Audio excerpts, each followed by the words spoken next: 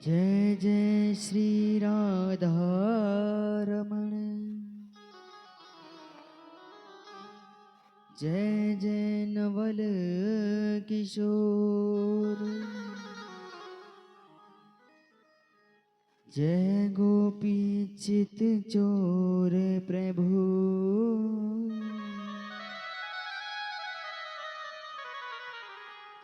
जय जय माखन चोर, जय जय माखन चोर।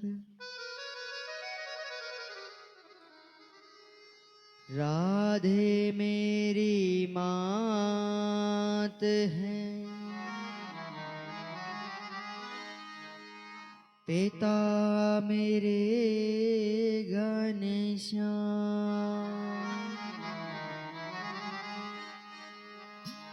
इन दोनों के चरणों में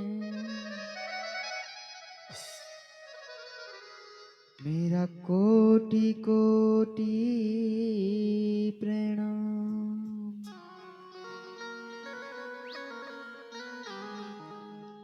मेरा बारंबार प्रणाम।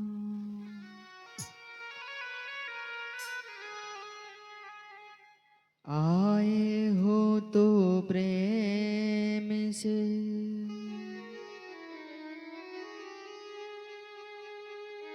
लो हरि का नाम।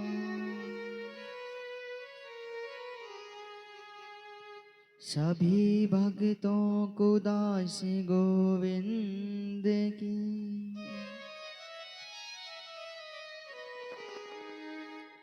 जय जय राधे श्याम।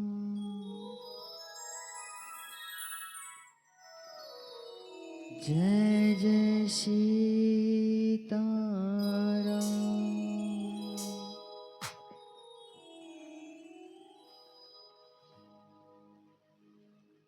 श्रीमद् भागवत कथा प्रांगण में आगमन सभी भक्तों को व्यास मंच की ओर से दास गोविंद की जय श्री राधे, जय जय श्री राधे।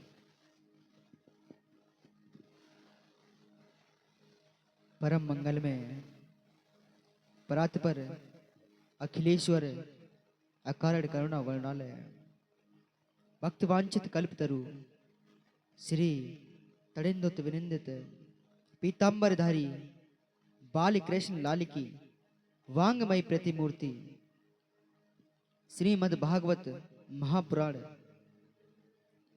तृतीय दिवस की कथा आज सभी भक्तों के मध्य में प्रवाहित होने के लिए जा रही है। रोजाना नित्य प्रतिदिन की भांति हम आज तृतीय दिवस की कथा आरंभ करने से पहले हमारी किशोरी के नाम का, श्री जी के नाम का, ठाकुर जी के नाम का, बांके बिहारी के नाम का गुणगान करते हुए आज की इस परम मंगल में पावन अमृत रूपी जन जन का कल्याण करने वाली श्रीमद् भागवत कथा में प्रवेश करेंगे। सभी मीठी मीठी तालियों के साथ ठाकुर जी का नाम का गुणगान करेंगे।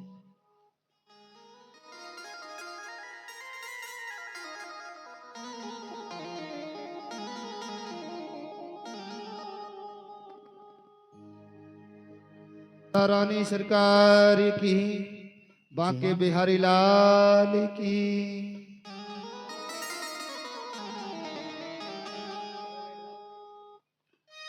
राधा राधा रटन से और बग व्याधा मिट जाए। जय हो। कोटि जन्म की आपदा एक राधा नाम को गा। जय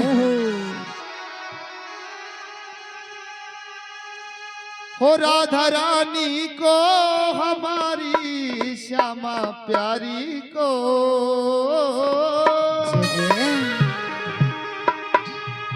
मिस्री से हो मिश्री से मीठो नाम हमारी राधा रानी को। तो नाम हमारी राधा रानी को, मिश्री के ओ मिश्री के मीठो नाम हमारो राधा रानी को। ओ राधा रानी को हमारी बरसाने वाली को। राधा रानी को हमारे बरसाने बारी को। मधुर रसीलो नाम हमारी राधा रानी को। तो नाम हमारी राधा रानी को। मिश्री के मीठो नाम हमारो राधा रानी को।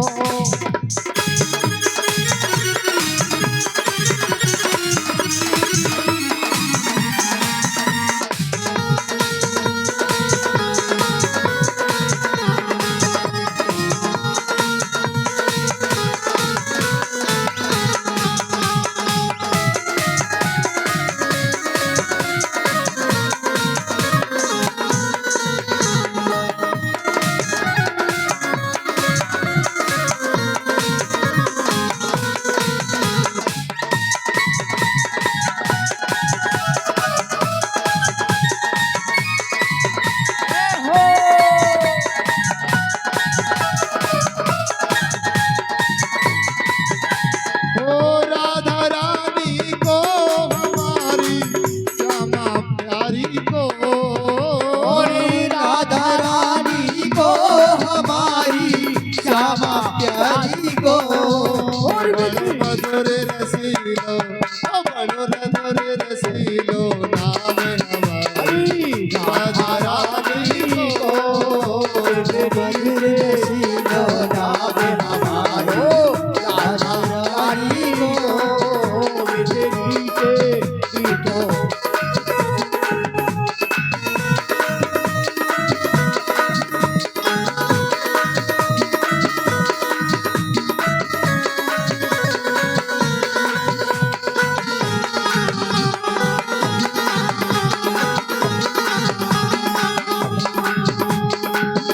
राधा रानी तुम आओ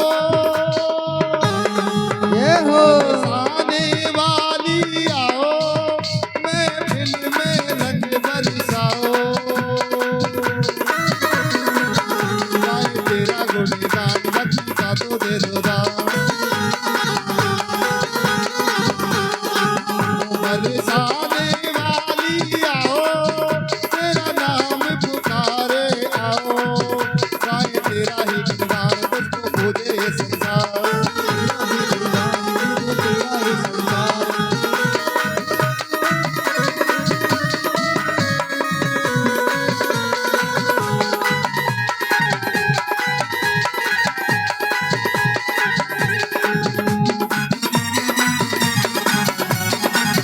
राधा रानी को। मिश्री से मीठो नाम हमारी राधा रानी को। मिश्री से मीठो नाम हमारी राधा रानी को। बोलियो राधा रानी सरकार की जय हो। राज जय हो बोलिए बांके बिहारी लाल की जय हो बोलिए श्रीमद् भागवत महापुराण की जय हो बांके बिहारी लाल की जय हो राधे रानी सरकार की। जय हो। अब तो आप सभी भक्त अपने मन को वहीं ले चलिए जहां कल हमने कथा को विश्राम दिया था। बड़ी ही सुंदर कथा श्री सुखदेव जी महाराज राजा परीक्षित को श्रवण पाठ करा रहे हैं। आज तृतीय दिवस की कथा श्री सुखदेव जी महाराज व्यास जी महाराज राजा परीक्षित को श्रवण पाठ करा रहे हैं। राजा परीक्षित को श्राप लगा है 7 दिन में मृत्यु का श्राप। तक्षक नामक सर्प के डसने से मृत्यु का श्राप। बोलिए श्री सुखदेव मुनि महाराज की। अब तो महाराज कहते हैं यहाँ पर कल बड़ा ही सुंदर शिव जी का विवाह माता पार्वती के साथ संपन्न हुआ। वापस कैलाश पर लौट कर आए और महाराज कहते हैं कि हे राजा परीक्षित, अब मैं आपको तृतीय दिवस की कथा का श्रवण पान कराने जा रहा हूं। आप एक आसन पर आसीन होकर विराजमान होकर आज तृतीय दिवस की कथा का श्रवण पान कीजिए। कहने लगे, प्रिय व्रतंतान पारो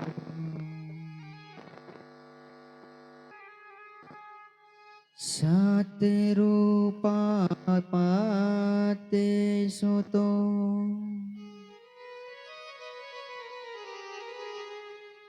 वासुदेवस्य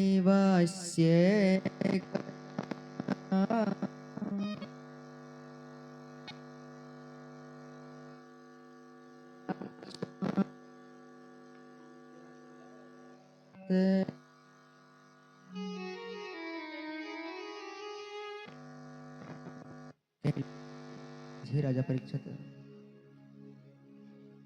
इधर ब्रह्मा जी सृष्टि की रचना लेकिन रचना हो नहीं पा रही,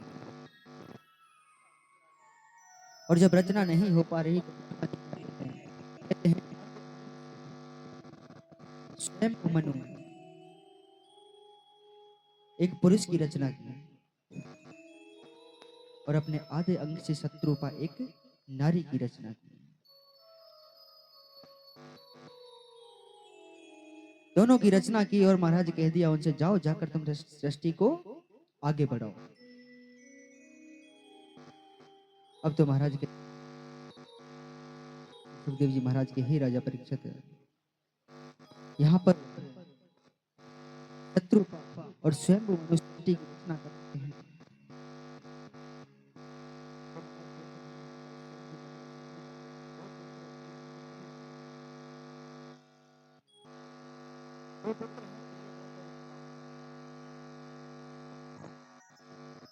और महाराज तीन पुत्री हैं, देहूति, प्रसूति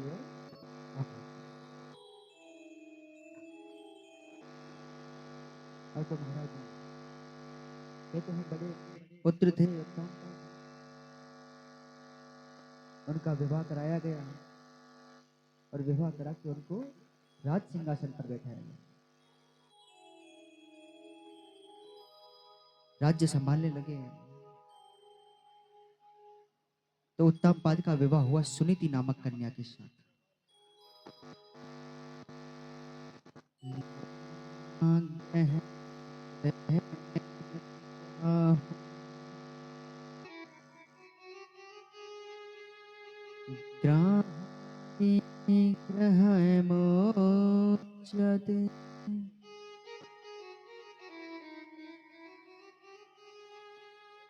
उत्तमपाद का विवाह हुआ सुनीति नामक के साथ।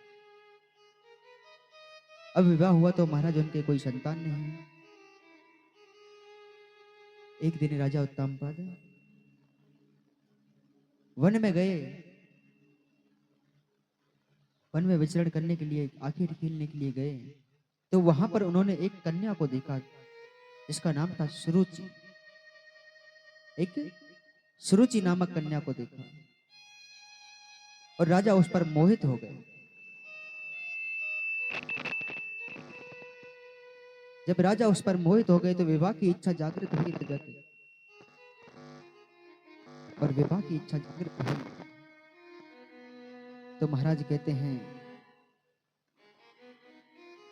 श्री सुखदेव जी महाराज के, हे राजा परीक्षित, एक दाशुरे चे पुत्रम कामारोप्य ललायन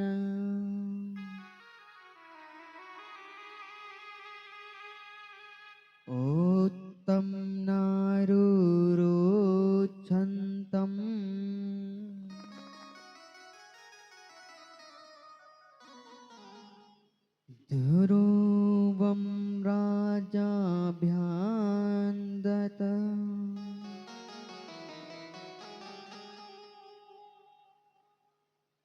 विवाह की इच्छा जब जागृत हुई महाराज, तो उत्तम पाद जो राजा थे उस कन्या के पिता के पास गए और जाकर उसका हाथ मांगा। तो सुरुचि का विवाह उत्तम पाद के साथ गंधर्वा विधि के साथ कराया गया। और जब विवाह कराया तो उस कहते हैं रानी को, छोटी रानी को जैसे ही महल में लेकर के आए, तो महाराज कहते हैं बड़ी रानी जो सुनीति नाम बड़ी रानी थी, द्वार पर आरती की थाली लेकर खड़ी हुई। जैसे ही द्वार पर पहुंचे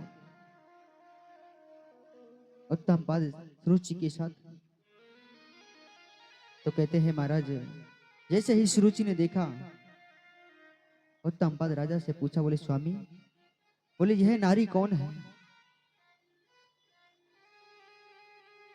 राजा ने कह दिया, बोले यह बड़ी रानी है।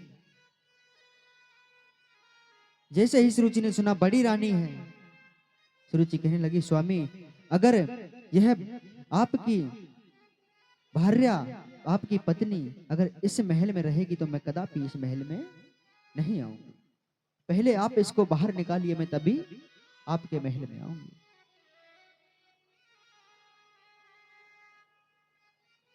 अब तो महाराज कहते हैं जो राजा थे उनका आकर्षण छोटी रानी के प्रति अधिक था,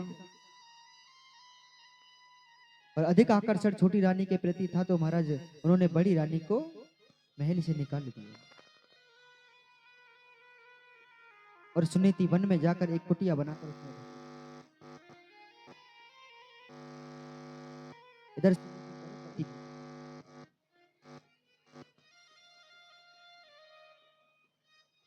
अब तो महाराज कहते हैं श्री सुखदेव जी महाराज के, हे राजा परीक्षित, सुनीति गर्भवती हो चुकी थी, वन में जाकर कुटिया बनाकर रहने लगी, भगवान का नाम ध्यान करने लगी, और इधर सुरुचि जो छोटी रानी थी वह भी गर्भवती हो गई। दोनों रानियों ने एक एक पुत्र को जन्म दिया। बड़ी रानी के जो पुत्र हुए उनका नाम हुआ ध्रुव। बोलिए ध्रुव जी महाराज की जय हो। और छोटी रानी सुरुचि जिसके पुत्र हुए उसका नाम हुआ उत्तम कुंवर। उत्तम कुंवर। अब तो महाराज कहते हैं जो ध्रुव जी थे महल में आया जाया करते थे। अब एक दिन ध्रुव जी को पता चला कि पिताजी कहीं से आए हैं युद्ध में, युद्ध जीत करके। तो ध्रुव जी महाराज महल में पहुंच गए, और महल में जैसे ही पहुंचे महाराज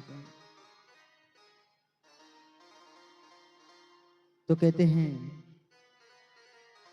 यहां पर जो उत्तम पाद राजा थे ध्रुव जी महाराज को तो कंधे पर बैठकर झुला रहे थे और छोटे बेटे को उंगली पकड़कर चला रहे थे।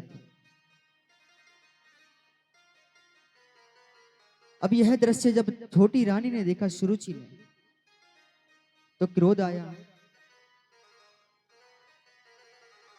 क्रोध आया कि मेरे पुत्र को तो जमीन पर उंगली पकड़कर चला रहे हैं, और बड़ी रानी जो है सुनीति उनके पुत्र को कंधे पर बैठ करके झुला रहे हैं।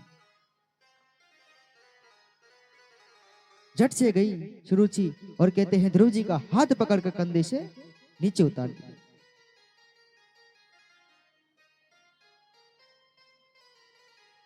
और कहने लगी,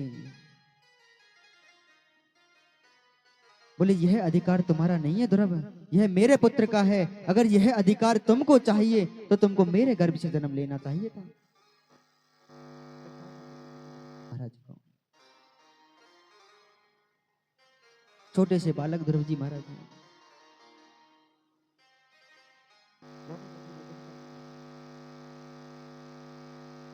और सुनीति ने कहते हैं महल से बाहर निकाल दिया ध्रुव जी महाराज को। ध्रुव जी महाराज गए और जाकर अपनी मां के पास पहुंचे। मां से कहने लगे, बोले पिताजी के कंधे से हाथ पकड़कर नीचे उतार दिया। और कहने लगे, बोले अगर तुमको यह अधिकार चाहिए तो मेरे गर्भ से आकर जन्म लेना पड़ेगा। कहने लगी यह तुम्हारे पिता नहीं है। मुझे राजा नहीं,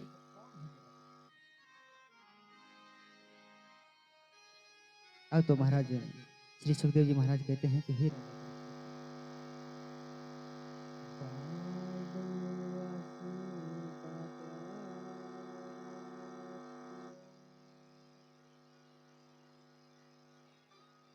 नामान्य स्त्रीगर्भं संव्रतम्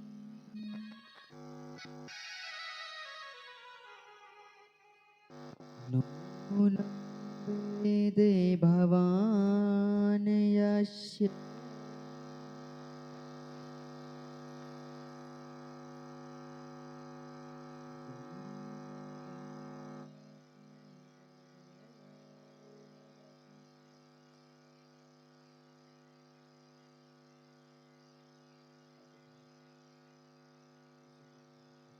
परीक्षित यहाँ पर सुनीति कहने लगी ध्रुव जी महाराज से, बोले पुत्र, बोले आप चिंता मत कीजिए, बोले छोटी माँ ने तुम्हें कंधे से नीचे उतार दिया तो आप किसी प्रकार की खिलाफ मत कीजिए, रुदन मत कीजिए। कहने लगी अगर तुमको बैठना ही है तो परम पिता परमात्मा के कंधे पर बैठो, उनकी गोद में बैठो। बोले यह तो सांसारिक पिता हैं, संसार रूपी पिता हैं, संसार में जो पिता होते हैं सांसारिक पिता हैं। अगर तुमको बैठना ही है तो परम पिता परमात्मा की गोद में बैठो। ध्रुव जी महाराज ने सुना, बोले परम पिता परमात्मा। कहने लगे, बोले माँ, बोले परम पिता परमात्मा कहाँ मिलेंगे? कहने लगे पुत्र, बोले परमात्मा कभी ऐसे नहीं मिलते, उनके लिए कठोर तप करना पड़ता है।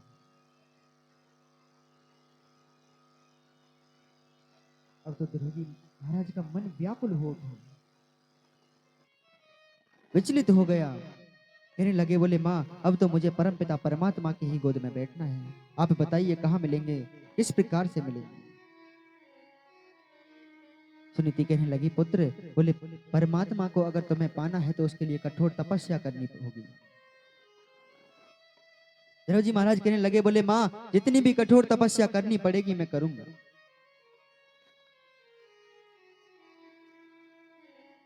अब तो महाराज कहते हैं माँ से, रात्रि का समय था, माँ से आज्ञा पाकर जाने लगे। बोले माँ मैं तप करने के लिए जा रहा हूँ, आप मुझे आशीर्वाद दीजिए। रात्रि का समय था, माँ ने रोक लिया, सुनीति ने रोक लिया। बोले पुत्र अभी रात्रि का समय है, अभी इस जंगल में कहाँ जाओगे? आप एक कार्य करना, सुबह होते ही चले जाना। 5 वर्ष की आयु है ध्रुव जी महाराज की। बोलिए ध्रुव जी महाराज की जय हो। 5 वर्ष की ध्रुव जी महाराज की आयु है। अब बताइए 5 वर्ष का बालक ठाकुर जी की खोज में जा रहा है, भगवान की परमात्मा की खोज में जा रहा है। और आज भगवान श्री कृष्ण के मित्र थे सुदामा जी, भगवान कन्हैया और सुदामा जी मित्र थे। 7वें दिन कथा आती है, अगर सुदामा जी चाहते ना तो कभी भी निर्धन नहीं होते, उनको पता था, लेकिन उन्होंने मित्रता का प्रतीक दिया। एक मित्रता के कारण है जो उन्होंने चने खाए थे, श्रापित चनों को खुद ग्रहण कर गए, कन्हैया के लिए नहीं दिया, क्योंकि उनको पता था इन चनों को श्राप लगा हुआ है, जो भी इनको खाएगा वह दरिद्री हो जाएगा। और आजकल किसी को पता चल जाए ना तो खुद नहीं खाएगा, पहले दूसरे को देगा, बोले पहले इसको बर्बाद करूंगा। आजकल की मित्रता ये रह गई है। कहते ना कि आज के समय में इंसान अपने दुख से दुखी नहीं है, सामने वाले के सुख से दुखी है।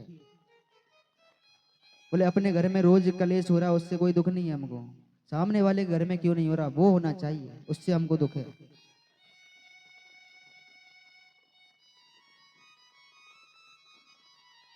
कलयुग का प्रभाव।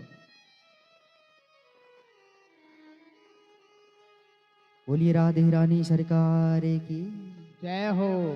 वापस कथा पर आते हैं।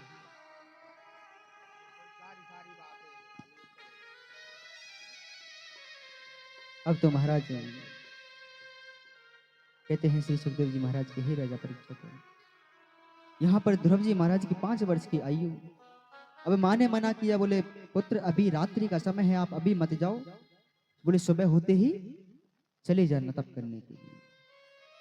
अच्छा कोई माँ भेजेगी अपने बच्चे को, 5 वर्ष के बच्चे को, बोले जाओ बेटा वन में जाके तप कर ले,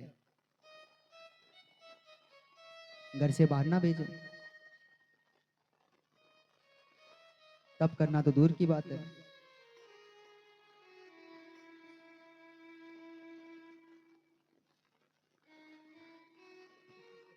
वो तो मैया देखो समय ही ऐसा आ गया, और लाया कौन है? हम ही लाए हैं, कोई लाने वाला तो और तो है नहीं कोई। लाने वाला कोई और नहीं है, इस समय को हम ही हैं। किसी और को दोष कभी नहीं देना चाहिए। देखो कमी अगर देखनी है तो खुद के अंदर देखो, किसी और के अंदर मत देखो।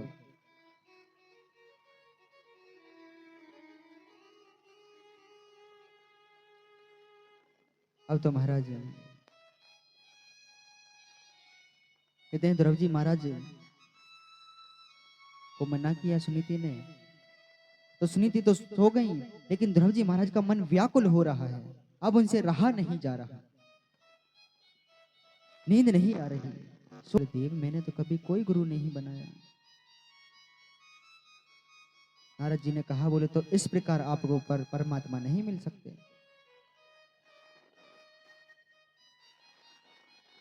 श्री सुखदेव जी महाराज कहते हैं कि राजा परीक्षित, इतिहास पुराणादि वेद शास्त्र विधि विना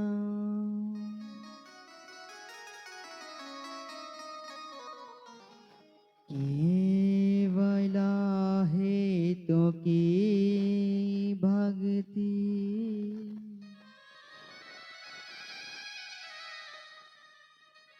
रूपता एव केवलम। कहने लगे, बोले इस प्रकार आपको परमात्मा नहीं मिल सकते। ध्रुव जी महाराज ने चारों ओर निहारा, कोई दिखाई नहीं दिया। वापस सन्मुख देखा, नारद जी खड़े थे। कहने लगे, बोले हे देव, मैं तो आज से आपको ही अपना गुरु मानता हूं। मैं तो आज से आपको ही अपना गुरु मानता हूं। अब तो महाराज कहते हैं श्री सुखदेव जी महाराज के, ही राजा परीक्षित, यहाँ पर नारद जी को गुरु बना लिया और नारद जी ने गुरु मंत्र दिया। कहने लगे, आप सभी को बोलना है। बोले ओम, सभी को बोलना है, ओम नमो भगवते वासुदेवाय, ओम नमो भगवते वासुदेवाय, ओम नमो भगवते वासुदेवाय। मीठी मीठी तालियों के साथ सभी को ओम नमे भगवती वासुदेवाय, भगवते वासुदेवाय, ओम नमे भगवते वासुदेवाय, ओम नमो भगवते वासुदेवाय, ओम नमे भगवते वासुदेवाय, ओम नमो भगवते वासुदेवाय।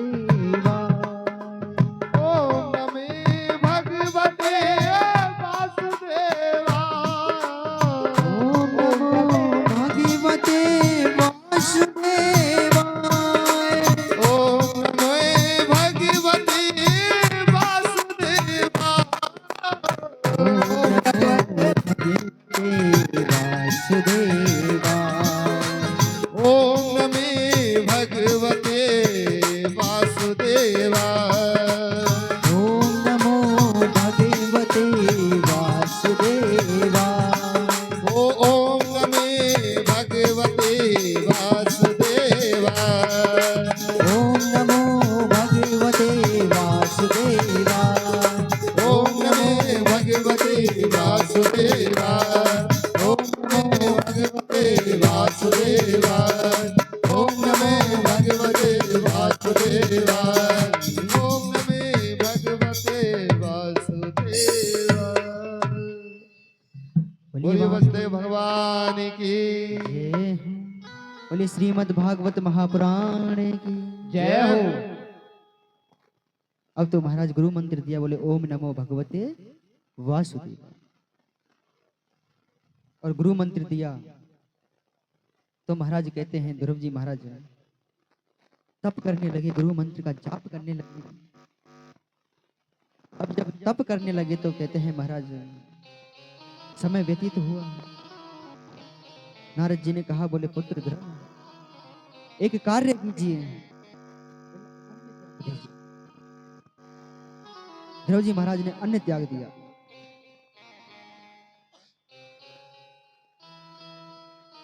अन्न त्याग दिया, तप कर रहे हैं ठाकुर जी का।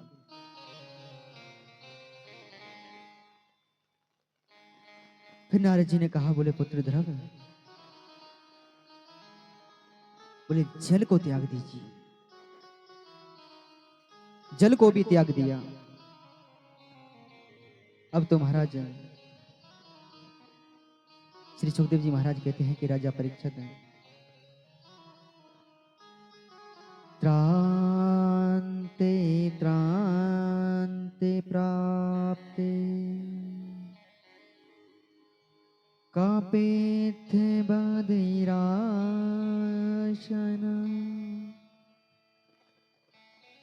आम्रत्यानुसारेण माशम् नित्यार्चनम् हरे। अब तो अन्न जल का त्याग कर दिया ध्रुव जी महाराज ने। तप कर रहे हैं, कठोर तप परमात्मा का। जब चल रहा है ओम नमो भगवते वासुदेवाय, ओम नमो भगवते वासुदेवाय, ओम नमो भगवते वासुदेवाय।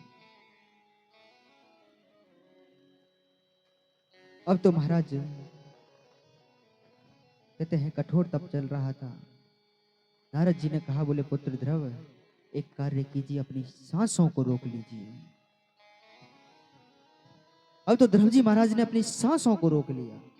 और जैसे ही सांसों को रोककर तप करने लगे तो महाराज कहते हैं वायुमंडल शून्य हो गया, पवनें रुक गई,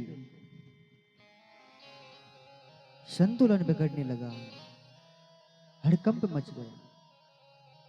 सारे देवता दौड़े दौड़े भगवान के पास गए। बोले भगवान छोटा सा बालक है, बोले इतनी तपस्या मत, बोले इतनी परीक्षा मत लीजिए, कहीं मृत्यु हो जाएगी उस बालक की।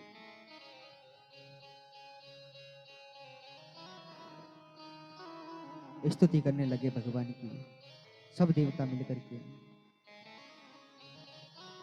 अब तो महाराज कहते हैं जब देवताओं ने स्तुति की तो स्वयं नारायण भगवान विष्णु भगवान ध्रुव जी महाराज के सन्मुख आकर के प्रकट हो गए। बोलिए विष्णु भगवान की, नारायण भगवान की जय हो। सन्मुख आकर के प्रकट हुए। कहने लगे, बोले पुत्र ध्रुव नेत्रों को खोल लो। बोले पुत्र ध्रुव नेत्रों को खोलिए। ध्रुव जी महाराज ने नेत्रों को खोला, सामने देखा भगवान खड़े हुए। कहने लगे, बोले आप कौन? अब कहते हमारे सामने अचानक भगवान प्रकट होता है, हम पहचान सकते हैं? कोई नहीं पहचानेगा, क्योंकि मन में एक बात घर कर गई कि भगवान कलयुग में तो प्रकट हो ही नहीं सकते। अगर हो भी जाएंगे ना तो भी नहीं पहचान पाओगे, क्योंकि कलयुग ने सबकी बुद्धि को बिगाड़ रखा है।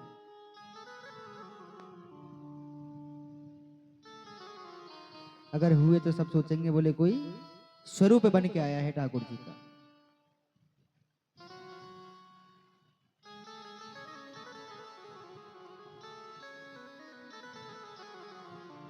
अब तो महाराज देखो, हमारे महाराज कहते हैं प्रेमानंद महाराज, बोले जब इंसान संकट में होता है ना तो भगवान अवश्य आते हैं, पर हम पहचान नहीं पाते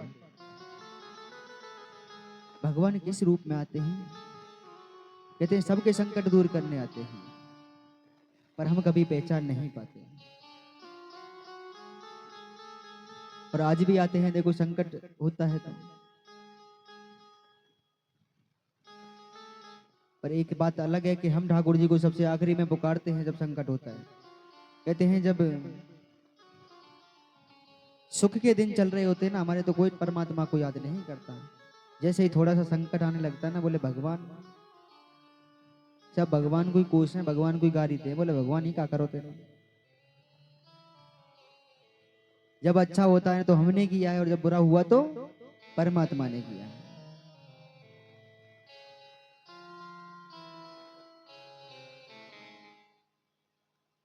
अब तो महाराज जैसे ही प्रकट हुए, ध्रुव जी महाराज ने कहा, बोले आप कौन। भगवान कहने लगे, बोले पुत्र, जिसका तुम तप कर रहे हो मैं वही परम पिता परमात्मा भगवान विष्णु। चरणों में गिर गए, प्रणाम करने लगे, नेत्रों से अश्रु प्रवाह होने लगा ध्रुव जी महाराज के। अब तो महाराज नेत्रों से जब अश्रु प्रवाह होने लगा, ध्रुव जी महाराज को उठाया भगवान ने और अपने गले से लगा लिया। बोली ध्रुव जी महाराज की जय हो, विष्णु भगवान की जय हो। अंग में भर लिया महाराज। अब तो कहते हैं श्री सुखदेव जी महाराज के राजा परीक्षित, भगवान कहने लगे, बोले हे पुत्र, बोले मांगो, क्या मांगना चाहते हो। ध्रुव जी महाराज कहने लगे, बोले प्रभु, बोले आप हमें एक बात बता दीजिए। बोले हमारी छोटी माँ ने हमको हमारे पिता की कंधे से नीचे क्यों उतार दिया, और ये क्यों कहा कि यह तुम्हारे पिता नहीं है। भगवान कहने लगे, तो बोले पुत्र, यह प्रश्न तुम्हारे मन को खाए जा रहा है। बोले यह कारण है तुम्हारी चिंता का। ध्रुव जी महाराज कहने लगे, मेरी माँ ने कहा था, बोले अगर तुमको किसी का आश्रय लेना है तो परमात्मा का लो। इस संसार रूपी पिता का आश्रय लेने से तुम्हारा कल्याण होने वाला नहीं है।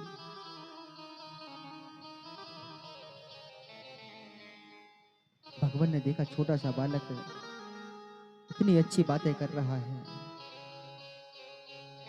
अपने हाथ को ध्रुव जी महाराज के मस्तक पर रखा, और जैसे ही हाथ को मस्तक पर रखा, स्वयं मां सरस्वती ध्रुव जी महाराज के मस्तक पर विराजमान हो गई। बोलिए सरस्वती मैया की जय हो। ध्रुव जी महाराज से कहा, बोले पुत्र ध्रुव, बोले और भी कोई प्रश्न पूछना चाहते हैं। स्वयं सरस्वती विराजमान हो गई। ध्रुव जी महाराज ने कहा, बोले भगवान, अब मेरी कोई कुछ पूछने की अभिलाषा नहीं है।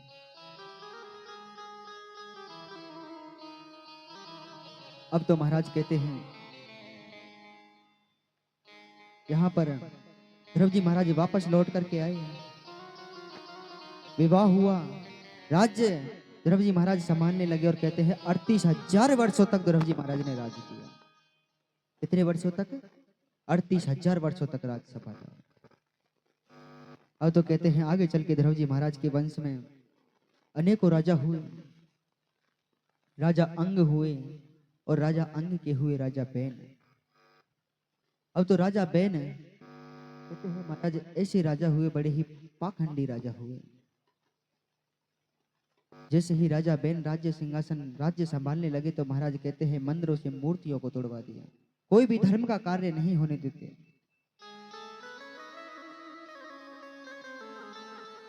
राजा बैन कोई भी धर्म इत्यादि कार्य नहीं होने देते महाराज। पूजा पाठ इत्यादि बंद करा दी। प्रजा परेशान होने लगी, व्याकुल होने लगी, चिंतित होने लगी। और महाराज कहते हैं जब प्रजा चिंतित होने लगी तो सब मिलकर के ऋषियों के पास गए। ऋषियों के पास जाकर कहा, बोले हे ऋषिवर, हमारे जो राजा हैं, राजा बैन, बड़े ही पाखंडी हैं, कोई पूजा पाठ इत्यादि नहीं करने देते, धर्म का कार्य नहीं करने देते। बोले हे ऋषिवर, आप उनको समझाइए। अब तो महाराज श्री सुखदेव जी महाराज कहते हैं कि राजा परीक्षित, तृणादापि सुनीचेन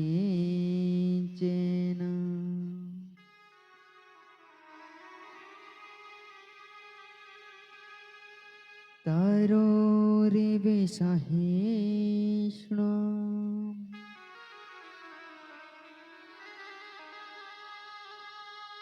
आमनिनामानदेनम्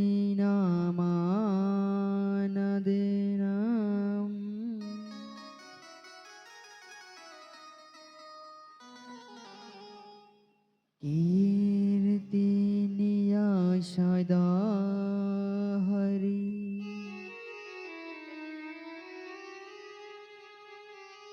अब तो कहते हैं यहाँ पर श्री सुखदेव जी महाराज के ही राजा परीक्षित, यहाँ पर जब राजा बैन को ऋषियों के पास बुलाया गया तो ऋषियों को देखकर राजा बैन उनसे बुरा भला कहने लगे। और जब बुरा भला कहने लगे महाराज तो कहते हैं, ऋषियों को तो देखो क्रोध बहुत जल्दी आता है। जब बुरा भला कहने लगे तो ऋषियों को क्रोध आ गया, और जैसे ही क्रोध आया महाराज अंजलि में जल लिया, श्राप दे दिया, राजा बैन जल करके भस्म हो गए। अब राजा बैन जल करके भस्म हो गए, राज्य सिंहासन खाली हो गया, क्योंकि राजा बैन के कोई संतान नहीं, सिंहासन खाली हुआ। अब तो महाराज ऋषियों से पूछा गया, बोले अब राज सिंहासन खाली हो गया, अब राज्य कौन संभालेगा? कहने लगे, बोले इस राजा की जो राख भस्म बची हुई है उसका मंथन कीजिए। राजा बैन की भस्म का मंथन करने लगे, एक लोटे में दूध डाला, दूध के ऊपर भस्म को डाला और मंथन आरंभ किया। और मंथन जब आरंभ किया महाराज तो कहते हैं उसमें से सबसे पहले एक काला कौवा निकला।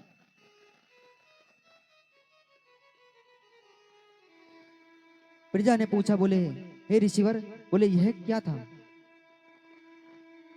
ऋषिगण कहने लगे, बोले यह राजा के पाप थे, जो जीवन पर्यंत राजा ने पाप किए थे, यह राजा के पाप थे।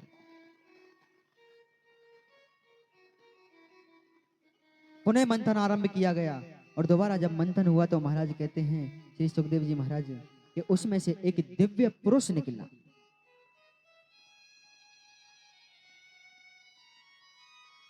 एक दिव्य पुरुष निकला महाराज, और वह दिव्य पुरुष, उसका नाम हुआ पृथु। बोलिए पृथु जी महाराज की जय हो। भगवान के 24 अवतारों में एक अवतार आता है पृथु जी महाराज का, जिनके नाम पर इस धरती का नाम पड़ा पृथ्वी। बोलिए पृथु जी महाराज की। अब तो महाराज कहते हैं श्री सुखदेव जी महाराज, यहाँ पर पृथु जी महाराज राज्य संभालने लगे, और राज्य संभालने लगे पृथु जी महाराज। तो कहते हैं उनके राज्य काल में अकाल पड़ गया, ना वर्षा होती है, ना ही पृथ्वी पर अन्न पैदा होता है।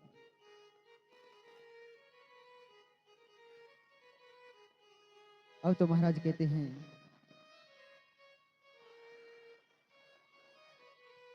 श्री सुखदेव जी महाराज के ही राजा परीक्षित,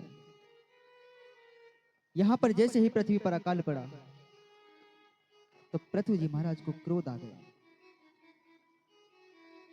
तलवार लेकर पृथ्वी को मारने के लिए दौड़ पड़े। पृथ्वी दौड़ने लगी, गाय का रूप धारण कर लिया और संतों के पास जाकर पहुंची। अब तो महाराज कहते हैं संतों के पास जाकर जब पहुंची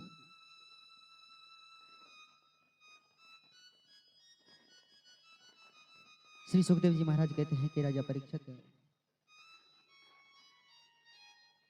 संतों ने पृथु जी महाराज से पूछा, हे महाराज, बोले आप पृथ्वी को क्यों मारना चाहते हो? कहने लगे, बोले मेरे राज्य काल में ना तो वर्षा होती है पृथ्वी पर और ना ही अन्न पैदा होता है, इसलिए मैं पृथ्वी को समाप्त करना चाहता हूं। अब तो महाराज पृथु जी महाराज कहने लगे, बोले हे ऋषिवर, अब आप ही कोई उपाय बताइए कि इस पृथ्वी पर किस प्रकार अन्न होगा। संतों ने कहा, बोले अगर आपको वर्षा करानी है तो यज्ञ कराइए। पृथ्वी जी महाराज यज्ञ आरंभ कराने लगे, यज्ञ कराने लगे। 99 यज्ञ कराए, वर्षा नहीं हुई। जैसे ही 100वां यज्ञ हुआ तो महाराज कहते हैं वर्षा होने लगी, बड़ी भारी वर्षा हुई। और कहते हैं वर्षा होने लगी महाराज, पृथ्वी पर अन्न होने लगा। अब कई वर्षों तक पृथ्वी जी महाराज ने राज्यपाट संभाला। आगे चलकर इनके वंश में एक और राजा हुए, राजा भरत जी महाराज। इनका नाम हुआ भरत।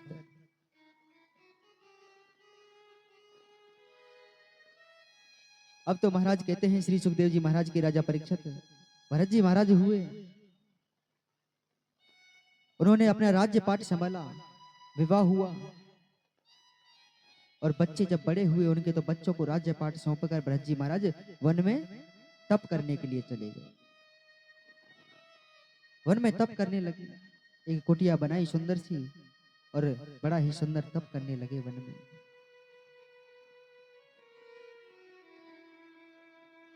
अब तो कहते हैं महाराज जब तप करने लगे तो वहां पर एक दिन भरत जी महाराज नदी में स्नान करने के लिए गए हुए थे। और नदी में जब स्नान करने के लिए गए महाराज, तो श्री सुखदेव जी महाराज कहते हैं कि हे राजा परीक्षित, श्रूयता में धर्म सर्वस्यम श्रुत्वा चैवावर्धता।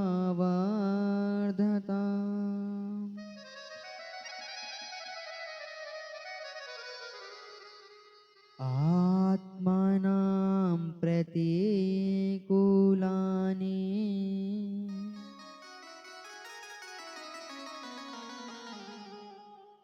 परेषां न समाचरे।